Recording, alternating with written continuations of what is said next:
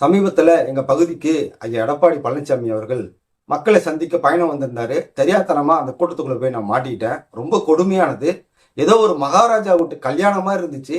இது ரொம்ப அதிர்ச்சியாகவும் ரொம்ப வேதனையாகவும் இருக்கு. இதை பத்தி நம்முடைய பார்வையாளர்கிட்ட பகிர்ந்துக்கணும்னு நினைச்சேன். அதுக்கு தான் இந்த வீடியோ. மறக்காம நம்ம சேனலை சப்ஸ்கிரைப் பண்ணுங்க. இந்த வீடியோக்கு ஒரு லைக் பண்ணுங்க. உங்க நண்பர்களுக்கும் உறவுகளுக்கும் ஷேர் பண்ணுங்க. வீடியோ பார்த்துட்டு மறக்காம உங்களுக்கு கருத்துக்களை பதிவு செய்யுங்க. நான் செந்தில், இது தமிழ் கூடாரம்.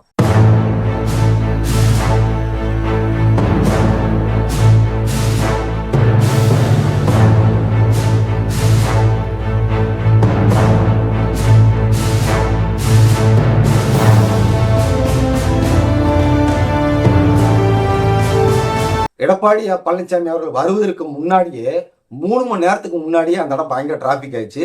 ஒரு தேசிய நெடுஞ்சாலை, ஏராளமான பேருந்துகள் ரொம்ப நத்த வேகத்துல உழுந்துட்டு இருக்குது. பேருந்துக்குள்ள இருக்கிறவங்க எல்லாம் திட்டிட்டு இருக்காங்க. வேறவையா கொட்டுது.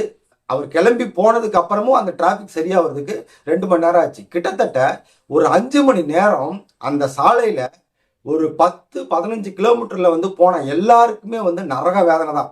நேரத்துக்கு போகணும்னு நினைச்சவங்க, ஒருவேளை மருத்துவமனைக்கு போறவங்க, வீட்டுக்கு அவசரமா போறவங்க, ஊருக்கு போறவங்க எல்லாருக்குமே நரக வேதனை தான். காவல்துறையினருக்கும் கடுமையான வேலை தான். எங்க ஊர்ல இருந்து கூட நிறைய பேர் குட்டி யானையில கூட்டிட்டு போனாங்க. யாருமே அவங்க நிறைய பேர் அதிமுகவே இல்ல. எடப்பாடி பழனிசாமி ஆட்சிக்கு வந்தா என்ன வராட்டி என்ன அப்படிங்கிற மாதிரியான ஆளுங்க தான். திமுக ஓட்டு போட்டவங்களை கூட நான் அதுல பார்த்தேன். விடுதலை சிறுத்தைகளை கட்சிக்காரங்களை கூட அந்த இடத்துல நான் பார்த்தேன். ஒரு குட்டி யானையில வச்சு மாட்டு மந்தைகளை கூட்டிட்டு போவாங்களா, அப்படி கூட்டிட்டு போறாங்க. நான் அந்த எங்க ஊர்க்காரங்க ஒரு சிலர்கிட்ட கேட்டேன். தலைக்கு 300 ரூபா பணம் கொடுத்துருக்காங்க. 3 மணி நேரம் ஆகும் அப்படின்னு சொல்லி கூட்டிட்டு போயிருக்காங்க. வயதான மூதாட்டிகள் எல்லாம் கூட்டிட்டு போறாங்க. பாத்தீங்கன்னா அவங்களால நடக்கவே முடியல. கையில ஒரு கொடியை பிடிச்சிக்கிட்டு போறாங்க. பயங்கரமான வெயில், ரொம்ப வெயில் அடிச்சா அந்த வயசானவங்க மயங்கி இறந்து போயிடுவாங்க போல. அந்த அளவுக்கு பார்க்கவே ரொம்ப பாவமா இருக்கு. அன்னாடங்காட்சிங்க அந்த 300 ரூபா பணத்துக்காக வந்திருக்காங்கிறது நல்லா தெளிவா தெரியுது. ஒரு 10,000 பேரை அந்த தேசிய நெடுஞ்சாலையில குமிச்சு வச்சிருக்காங்க. ஒரு வாகனம் கூட போக முடியல. இதுல திடீர்னு பாரதிய ஜனதா கட்சி கொடியை பிடிச்சிக்கிட்டு ஒரு 40-50 பேர் வரிசையா வந்தாங்க. பாரா கூட்டணி தர்மமா அப்படின்ட்டு. நான் அந்த ஆளுங்கெல்லாம் ஒத்து பார்த்தா அந்த பெண்கள்லாம் கொஞ்சம் வயசு பெண்களா இருக்காங்க. அந்த பெண்கள் எல்லாம் லிப்ஸ்டிக் வச்சிருக்காங்க. எல்லாம் லிப்ஸ்டிக் வச்சிருக்காங்க. என்ன நம்ம பெண்கள் லிப்ஸ்டிக் வைக்க மாட்டாங்களே அப்படின்னு ஒத்து பார்த்தாதான் நல்லா தெரியுது. ஓஹோ, அச்சா அச்சா பகூத் அச்சா. அந்த வடநாட்டு கோஷ்டி எங்கிருந்து பிடிச்சிட்டு வந்தாங்கன்னு தெரியல. எல்லாமே வடநாட்டு கோஷ்டி. வடநாட்டுல இருந்து வந்தவங்கள நார்த் இந்தியன்ஸ் இங்க வேலைக்கு வந்திருப்பாங்க போல.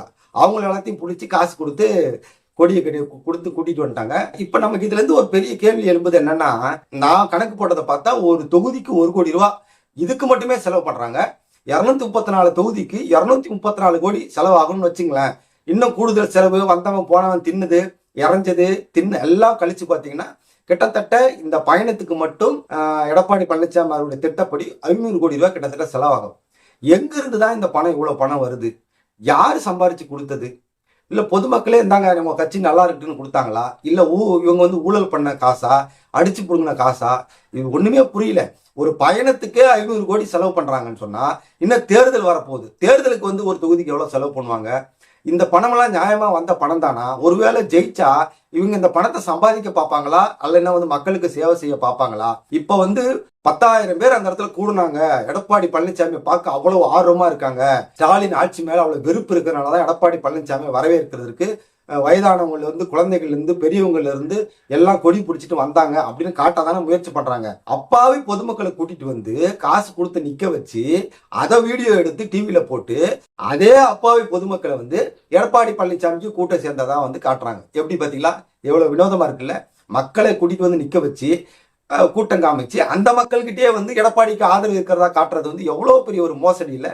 இந்த ஒரு அநியாயம், இந்த ஒரு அக்கிரமம், இந்த ஒரு இழிவான இந்த விளம்பர அரசியல், இந்த காசு கொடுத்த ஆளை கூட்டிட்டு கட்சிக்கு பலன் இருக்கிற மாதிரி காமிக்கிற இந்த ஒரு கேவலமான ஒரு அரசியல் எப்பதான் இந்த நாட்டை விட்டு போகும் அப்படின்னு எனக்கு அங்க நிக்கும் போது தோணுச்சு. ஒரு 300 ரூபாய் காசுக்கு இந்த வெயில்ல இந்த மக்கள் நிக்கிறாங்களே சேலை கட்டிட்டு அதை நினைச்சா இன்னும் எத்தனை வருஷத்துக்கு அவங்க நிக்க போறாங்க இதே மாதிரி? இன்னும் எத்தனை வருஷத்துக்கு இந்த கொடுமை நடக்கும்? வட இந்தியாவில கூட இந்த கொடுமை நடக்கிற மாதிரி எனக்கு ஒன்றும் தெரியல. ஏன்னா மோடி எல்லாம் வந்தா இயல்பாவே அவங்களுக்கு அங்க கூட்டம் கூடும். ஏன்னா எல்லாமே மோடி பக்தர்கள் தானே இருக்காங்க. இங்க காசு கொடுத்து கூட்டிட்டு போய் நிக்க வச்சு அவங்கள வெயில்ல கஷ்டப்படுத்தி உனக்கு 300 ரூபாய் வேணுமா, நீ வெயில்ல நில்லு, கூட்டத்துல நில்லு, எவனா செத்து போனா கூட அது யாரும் கேட்கறதுக்கு வந்து நாதி இல்லை. நீ கொடுக்குற 300 ரூபா வேணா ஒண்ணு வேணா போயா, எங்களை பார்த்தா என்ன பிச்சைக்கார மாதிரி தெரியுதா அப்படின்னு நம்ம மக்கள் எப்ப சொல்லுவாங்க? இப்படி பல கேள்விகள் எனக்கு எழும்புது. அந்த வெயில் நேரத்துல வயதானவர்கள் எல்லாம் கொண்டு வந்து நிறுத்திருக்காங்க. அந்த நான்லாம் ஒரு அம்மா பார்த்தேன், வயதான அம்மா, சுத்தமா வந்து அந்த அம்மாவால நடக்கவே முடியல. ஆனா கையில இப்படி கொடியை பிடிச்சிட்டு நடுங்கிட்டு வருது. அப்படி உன்னை வர சொல்லி யார் அடிச்சா? அந்த 300 ரூபாய்க்காக அந்த அம்மா வருது. அங்க வர்ற பெண்கள் எல்லாருமே பெண்கள்ல இருந்து இளைஞர்கள்ல இருந்து எல்லாருமே அந்த 300 ரூபாய் காசுக்காக தான் எல்லாம் வர்றாங்க. இதை நினைக்கும் போது இந்த மக்கள் இவ்வளவு வந்து அவங்க வறுமையில இருக்காங்கன்னு வருத்தப்படுறதா, இவ்வளவு வந்து தன்மானம் இல்லாம இருக்காங்கன்னு சொல்லி வருத்தப்படுறதா, இந்த ஆளுங்க வந்து வருஷா வருஷம் தேர்தலுக்கு தேர்தல் இப்படி வந்து கோடிக்கணக்கில் லஞ்சம் வாங்கின கொள்ளையடிச்ச காசவே செலவு பண்ணி மக்களை ஏமாத்துறாங்களேன்னு வருத்தப்படுறதான்னு ரொம்ப வேதனையா இருக்கு. இந்த அரசியலை நம்ம எப்போ ஒழிக்க போறோம்? இந்த விளம்பர அரசியலை எப்ப நம்ம துரத்தி ஒரு நேர்மையான எளிமையான ஐயா காமராஜர் காலத்தில் இருந்தது போல ஒரு எளிமையான அரசியல் இந்த மண்ணுக்கு வரவே வராதா? இந்த திராவிட கட்சிகளை ஒழிக்கவே முடியாதா?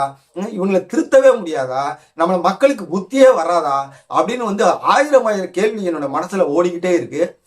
இதுக்காக தான் நம்ம வந்து இந்த அரசியல்ல வந்து பயணப்பட்டு போராடிட்டு இருக்கிறோம். வெளிநாட்டுல வளருகின்ற நாடுகள்ல இந்த கொடுமைலாம் இருக்குதா? இப்படிதான் காசு கொடுத்து வந்து நிக்க வைக்கிறாங்களா? உண்மை தெரியாதவன் சரி கூட்டம் கொடுத்துதான் நினைப்பான், உண்மை தெரிஞ்சவன் காரி துப்ப மாட்டானா? இந்த திராவிட இந்த கேடுகட்ட அரசியல் எப்பதான் முடிவுக்கு வருங்கிறது அந்த கூட்டத்துல நிற்கும் போது நானுமே கஷ்டப்பட்டேன். ஒரு முக்கியமான வேலையா போனேன், திரும்பி வர்றதுக்குள்ளார கஷ்டப்படாத பாடுபட்டுட்டேன். ஒரு போன் பேச முடியல, ஸ்பீக்கர் காது கிழிக்குது அந்த சாலை முழுவதுமே. அங்க யாருமே போன் பேச முடியல. ஒருத்தருக்கு வண்டியோட ஹாரன் சத்தம் கேட்கல. வண்டி எல்லாம் ஒன்வேல அனுப்பி விட்டாங்க. இந்த மகாராஜா வீட்டு கல்யாணத்தை பார்த்துருக்கீங்களா? அது மாதிரி 5 வந்து வெள்ளை குதிரை, கரகாட்டம், ஒயிலாட்டம், பாட்டு கச்சேரி.